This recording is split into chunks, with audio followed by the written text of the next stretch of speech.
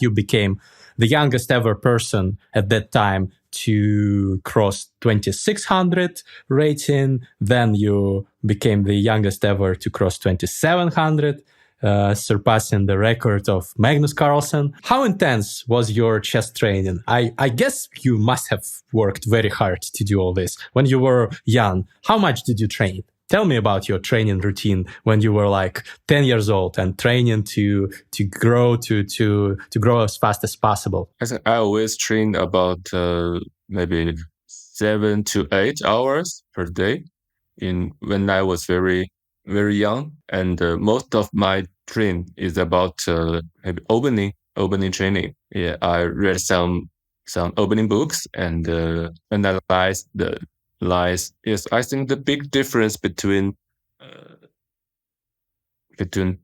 when I was 10 years old and now is I did not feel very tired even I trained about for example 8 hours, and then I continue to learn a lot of chess openings and maybe some famous games of the world champions. I think that's really important, because when you were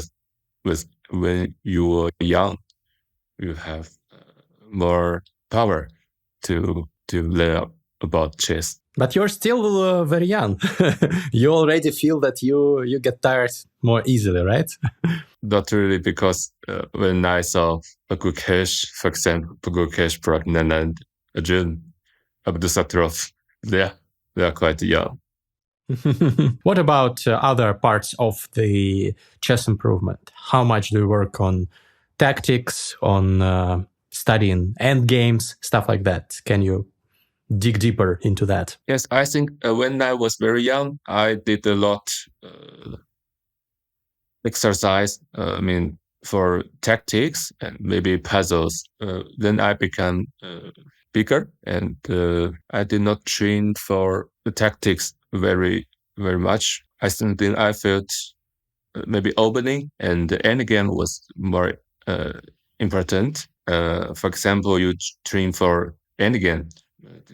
Sometimes it looks very boring, because you have to sit and think for a long time about one position. Yes, but maybe for opening training, it's more interesting, because you can always find amazing moves and great tactics when you check the opening lines. Yes, so for me, that's why I train a lot in opening, but maybe not too much in endgame. But also for me, I like many endgames in some famous games. For example, Kramunik and even Carlsen and even Wang Yue from China, they played many great endgame.